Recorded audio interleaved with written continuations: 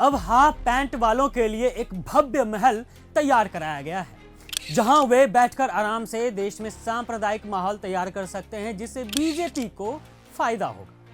हम बात कर रहे हैं आरएसएस की।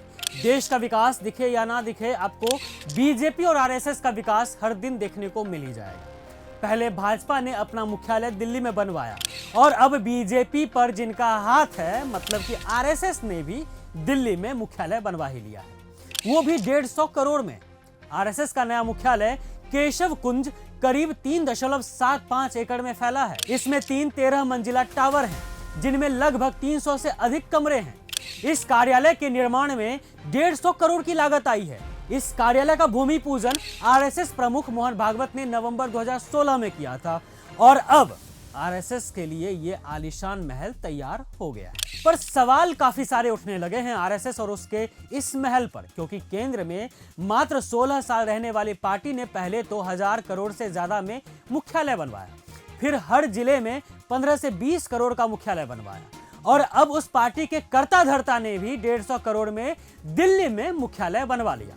लेकिन शंका है एक बात पर कि क्या ये महल महज 150 करोड़ में तैयार हो गया होगा, या फिर राष्ट्रीय स्वयंसेवक संघ ने इसमें गपलेबाजी की है, या फिर ये भी हो सकता है कि आरएसएस की जो पार्टी है, जी हां मैं बात कर रहा हूं बीजेपी की, क्या उसने तो मदद नहीं की है। हालांकि संघ वाले तो बोल रहे हैं कि 75,000 लोगों ने 5 रुपए से लेकर लाखों तक का चंदा दिया है, जो 150 करोड़ की धनराशि है, उसी से इस महल को बनाया गया। लगता है देश की आम जनता के लिए ही महंगाई है, क्योंकि मोदी सरकार से जुड़े लोगों को तो सब कुछ सस्ते में ही मिल जा रहा है। अब क्यों ना बोलें, क्योंकि आरएसएस का यह मुख्यालय 3.75 एकड़ में फैला है और दिल्ली में जमीनों की क्या कीमत है, गौर कीजिएगा। जमीनों की कीमत दिल्ली में आसमान छू रही है।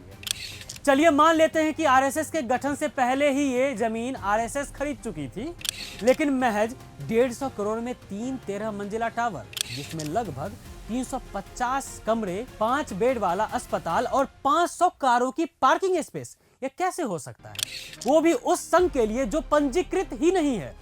संघ को बताना चाहिए, जब इसका पंजीयन नहीं हुआ है, बैंक खाता नहीं है संघ के पास, तो इतनी भव्य बिल्डिंग कैसे बन सकी।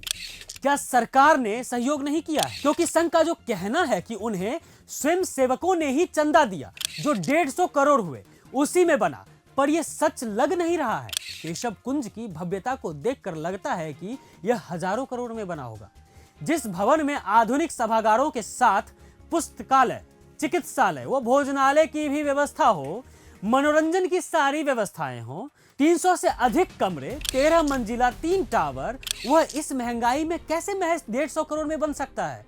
अगर यह सही है जो आरएसएस बता रही है, तो पैसे देने वाले लोगों का ब्यौरा लोगों से साझा करे। वो संघ प्रमुख मोहन भागवत को सामने आकर जवाब देना चाहिए इस मुद्दे पर। जब एक संघ पंजीकृत है ही नहीं, जो संघ नरेंद्र मोदी के तीसरी बार प्रधानमंत्री बनने तक प्रतिबंधित रहा हो, जिसे आजादी के बाद से ही अभी तक प्रतिबंध झेलना पड़ा हो, तो कैसे हो सकता है कि उसके पास इतना चंदा आए।